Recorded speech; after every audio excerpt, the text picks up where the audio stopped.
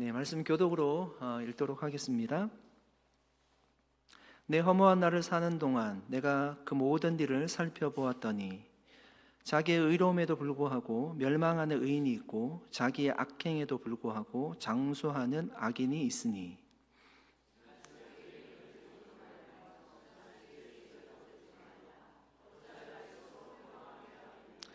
지나치게 악인이 되지도 말며 지나치게 우매한 자도 되지 말라. 어찌하여 기한 전에 죽으려고 하느냐.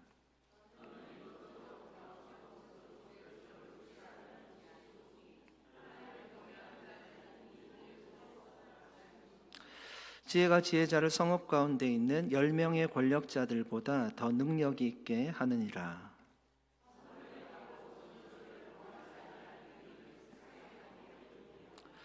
또한 사람들이 하는 모든 말에 내 마음을 두지 말라. 그리하면 내 종이 너를 저주하는 것을 듣지 아니하리라. 너도 가끔 사람을 저주하였다는 것을 내 마음도 알고 있느니라. 아멘. 여러분, 새해를 시작하시면서 마음속에 다짐한 것이 있으십니까? 새해라는 단어가 주는 긍정적인 힘이 있습니다. 그래서 우리는 새해가 되면 새롭게 무엇인가를 하려는 기대감을 가지고 한 해를 시작합니다. 올해는 더 잘 살아야지, 올해는 더 건강해야지, 올해는 더 저축해야지, 올해는 더 자기 개발을 해야지, 올해는 성경 한번 꼭 읽어야지. 어쩌면 새로운 목표를 가지고 살아가는 것이 우리에게 힘이 될 것입니다. 그런데 전도자는요, 새해를 시작하는 오늘 우리에게 아주 현실적이고 솔직한 말을 건네고 있습니다. 15절 말씀 읽어보겠습니다. 잘 한번 들어보십시오. 내 허무한 날을 사는 동안 내가 그 모든 일을 살펴보았더니 자기의 의로움에도 불구하고 멸망하는 의인이 있고 자기의 악행에도 불구하고 장수하는 악인이 있으니. 솔로몬은 자신이 사는 날 동안 모든 일을 다 지켜보았대요. 그리고 깨달은 것이 있습니다. 그것이 무엇입니까? 의인이 의로움에도 불구하고 멸망하는 경우를 보았어요. 반대로 악인이 악행에도 불구하고 오히려 장수하는 경우도 보았습니다. 여러분, 우리에게 이 말이 조금 불편하게 들리지는 않습니까? 우리는 이렇게 믿고 싶어 합니다. 의롭게 살면 당연히 잘 되어야 하고, 새해가 시작되었으니까 우리가 노력한 만큼 뭔가 거두어야 하고, 악하게 살면 벌을 받거나 그에 상응하는 처벌을 받는 것이 너무나 당연하다라고 우리는 생각합니다. 그런데 전도자는 말합니다. 자신이 평생을 지켜보니까 현실이 그렇지 않다는 것입니다. 아마 여러분, 인생을 오래 살아오신 분들은 다 수긍이 될 거라고 생각이 듭니다. 아마 고개가 끄덕여질 것입니다. 정직하게 살았는데 손해보는 경우가 얼마나 많습니까? 사업을 열심히 하시죠. 당연히 그렇게 해야 되고요. 아침부터 일어나서 땀 흘리면서 일을 하고 밤늦게 누울 정도로 그렇게 수고하며 살아가는 사람들이 다 성공하는 건 아닙니다. 손해보는 사람들도 있습니다. 말씀대로 사는데 더 어려워지는 경우들도 우리는 많이 보았습니다. 반대로 불의한 삶을 사는데도 잘 되는 사람들이 있습니다. 나쁜 짓을 하는데 어떻게 저렇게 형통하게 살까라고 생각이 들 정도로 그런 삶을 사는 사람들도 우리가 보게 됩니다. 전도자가 볼 때 이것이 부인할 수 없는 현실이라는 것입니다. 그래서 전도자가 주고자 하는 권면이 무엇일까요? 16절, 17절 말씀 읽어보겠습니다. 지나치게 의인이 되지 말며 지나치게 지혜자도 되지 말라. 어찌하여 스스로 패망하게 하겠느냐. 지나치게 악인이 되지도 말며 지나치게 우매한 자도 되지 말라. 어찌하여 기한 전에 죽으려고 하느냐. 여러분, 어떤 의미일까요? 지나치게 의인이 되지 말라, 지나치게 지혜자도 되지 말라, 지나치게 악인이 되지 말라, 지나치게 우매한 자도 되지 말라. 여러분, 이 말씀의 의미가 무엇일까요? 뭐 대충 살라는 말일까요? 아니면 적당하게 살라는 말일까요? 의롭게 살 필요 없다는 얘기일까요? 악하게만 살지 않으면 된다는 이야기일까요? 전도자는요, 의로움을 포기하라고 한 번도 얘기한 적이 없어요.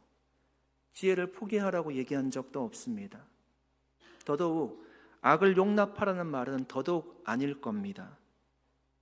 이 말씀의 핵심은 이것입니다. 우리가 가진 의로움이라는 것이 하나님 앞에서가 아니라 자기 자신을 향할 때 위험해진다는 것입니다. 여러분, 지나치게 의인이 된다는 말이 구체적으로 무슨 뜻일까요? 자기 의에 빠진 상태를 이야기하는 겁니다. 자기 의에 빠지면 이렇게 생각하죠. 나는 저 사람보다 나아. 나는 이 정도면 괜찮아. 내가 틀리지가 않았어. 내가 맞는 거야. 이런 마음이 우리에게 들어오는 순간 우리의 신앙은요, 하나님 중심이 아니라 자기 중심이 되는 겁니다. 여러분, 우리 주변에 이런 분들 보지 않았습니까?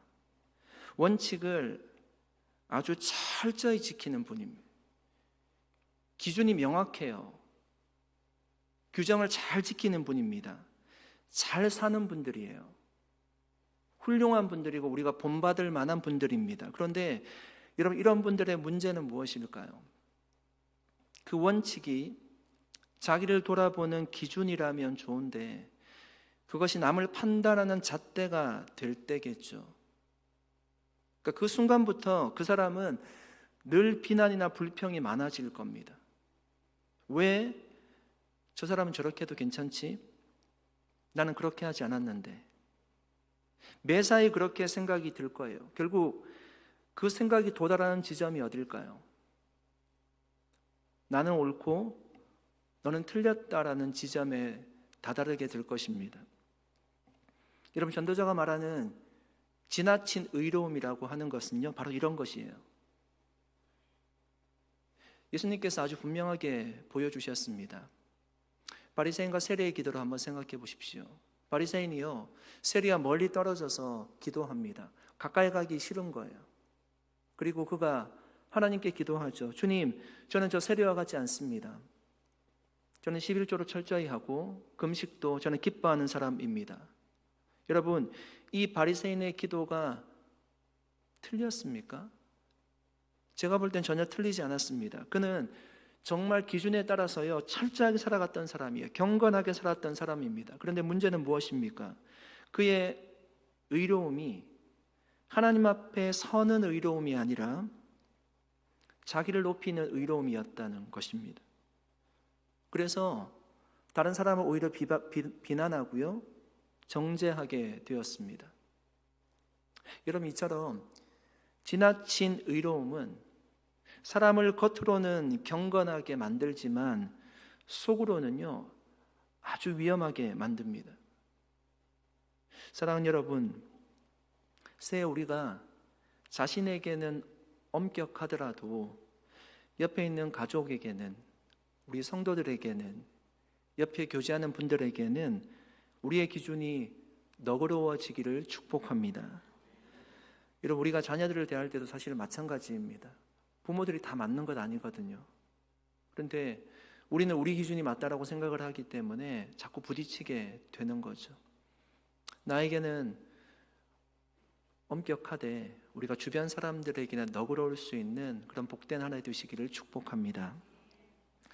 전도자는 이어서 지나치게 지혜자가 되지 말라고 합니다. 여러분, 지혜는 정말 좋은 거잖아요. 네. 우리 다 가지고 싶은 것이 지혜입니다. 지혜 자체가 문제는 아닙니다. 문제는 자기 지혜를요, 절대화하지 말라는 것입니다. 지나치게. 자기 지혜를 절대화하면 어떻게 생각할까요? 나는 다 알고 있다는 거죠. 내 판단이 맞다는 겁니다. 내 생각이 기준이 되어야 한다는 것입니다. 이런 부서사역 할 때도 한번 생각해 보십시오.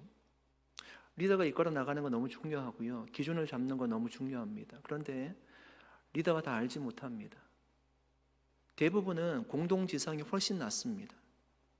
안전하고 우리가 바른 방향을 잡을 수 있습니다. 여러 사람들의 이야기를 들으면서 우리가 나아갈 수가 있습니다. 자기 지혜를 지나치게 믿으면 하나님께 묻지 않게 됩니다. 기도하지 않게 돼요. 결국 하나님이 아니라 자기 생각, 자기 지혜를 의지하게 됩니다. 그래서 지나치게 지혜자가 되지 말라고 전도자가 교훈하고 있어요.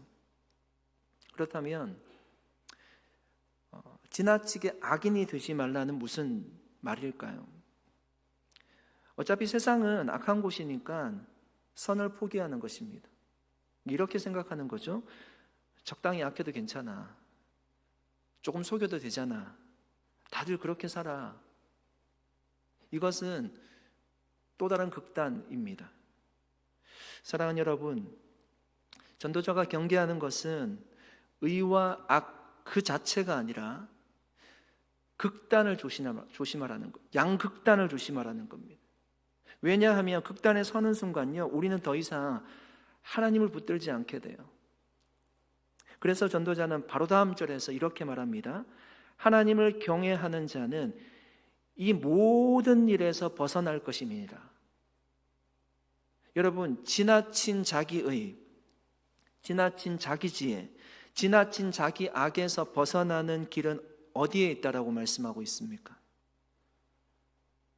하나님을 경외하는 것에 있대요. 하나님을 경외하는 것에.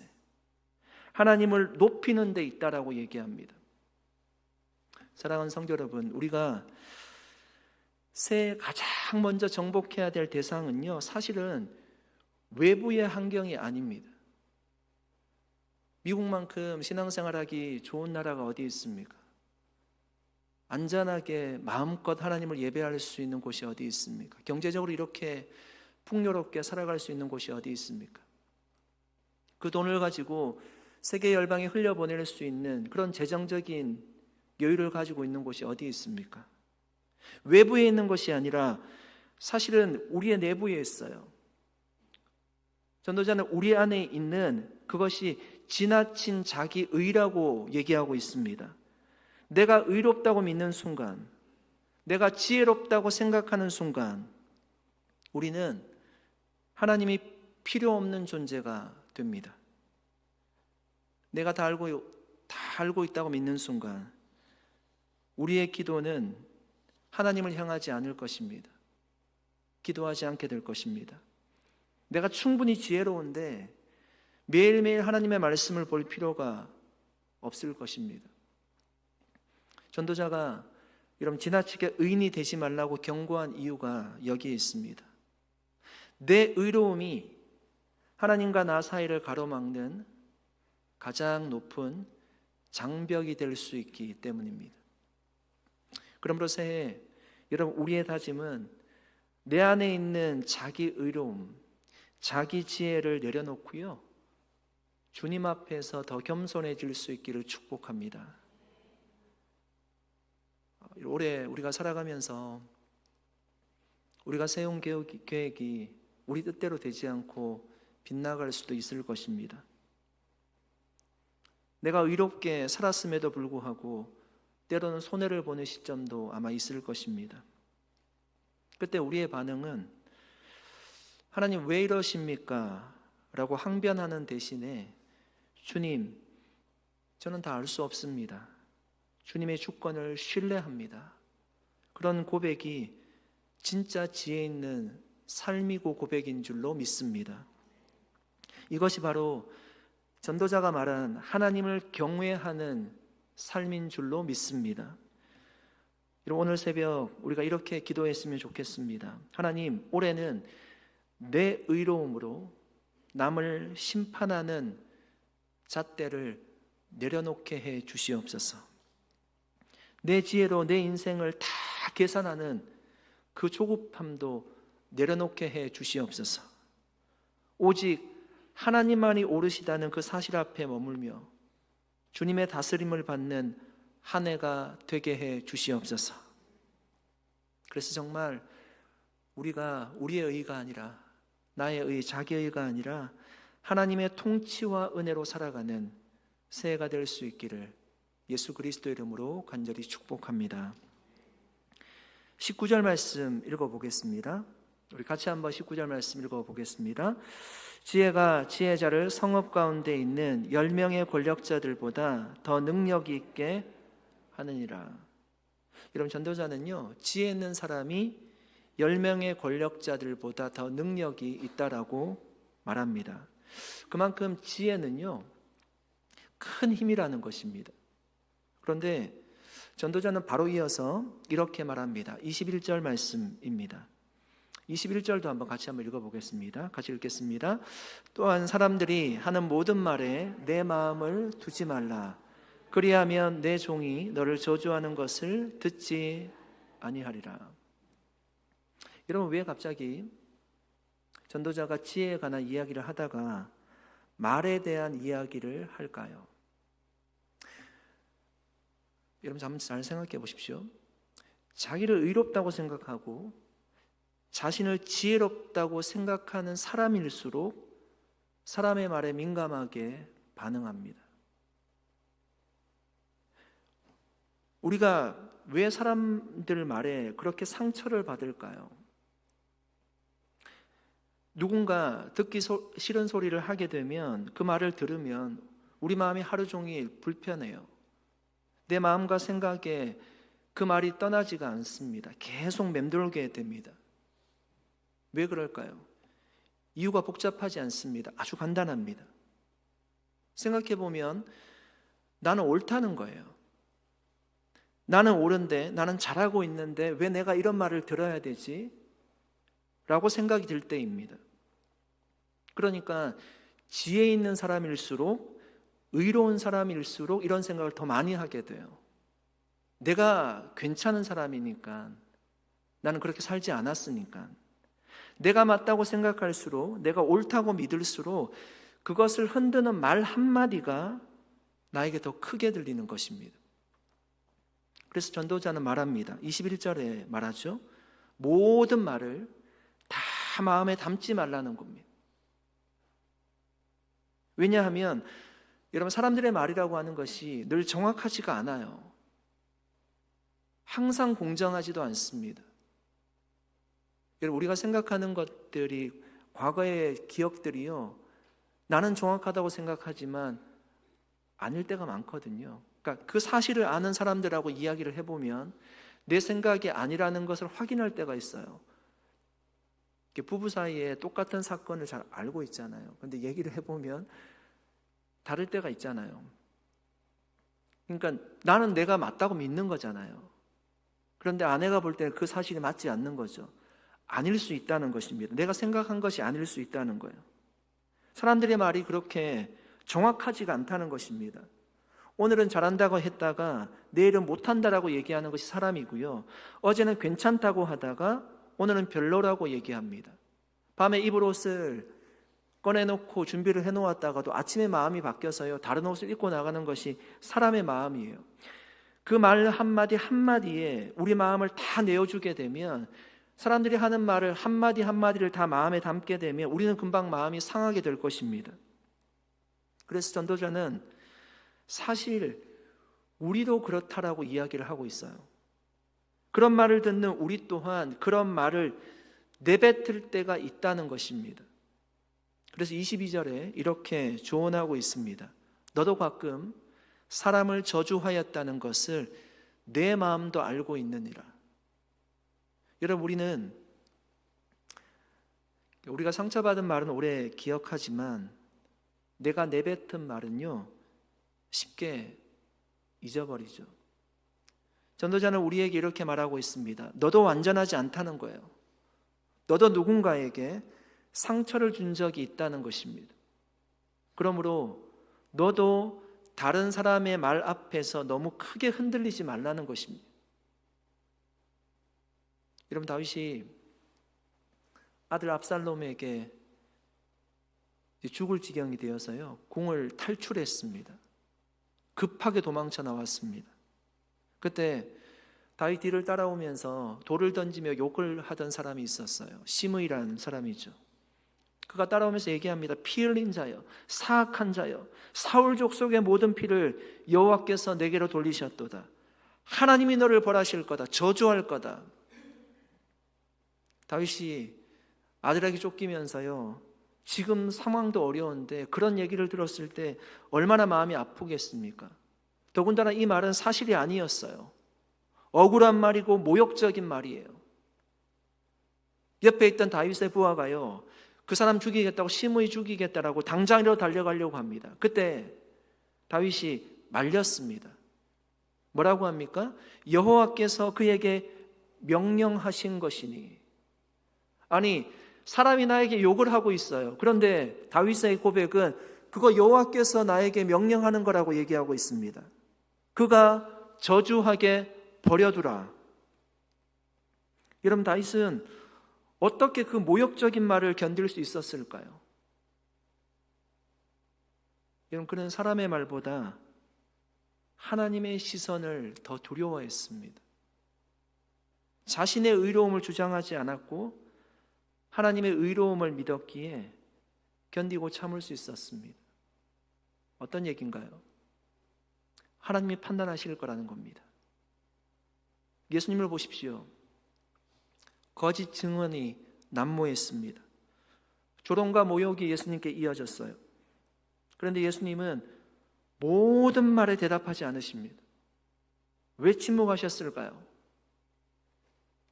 하나님이 아시기 때문입니다. 사랑하는 성도 여러분, 하나님을 경외하는 사람은 사람의 말보다 하나님의 시선을 더 의식하는 사람입니다.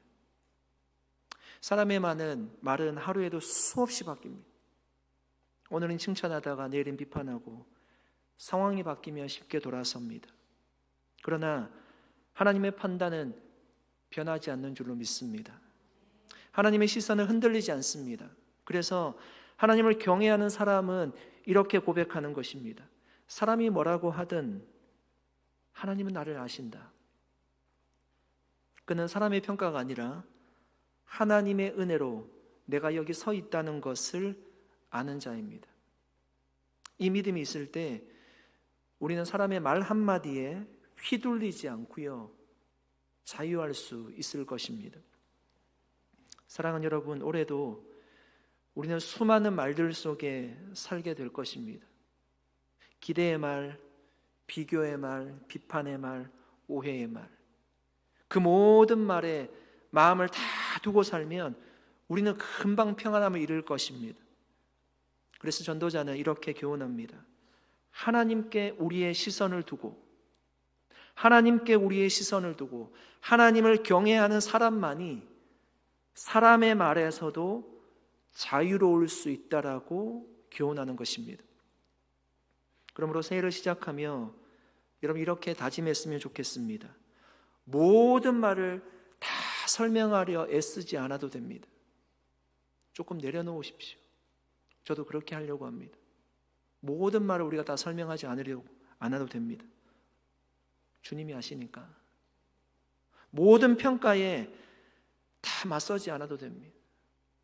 시간이 증명할 거예요. 그리고 하나님이 증명해 주실 겁니다. 모든 오해를요, 바로잡지 않아도 됩니다. 때로는 이야기해야 될 때도 있지만 오해가 오해를 불러일으킬 때도 있습니다. 하나님 다 아십니다. 하나님 앞에서 우리가 정직하게 서 있으면 됩니다.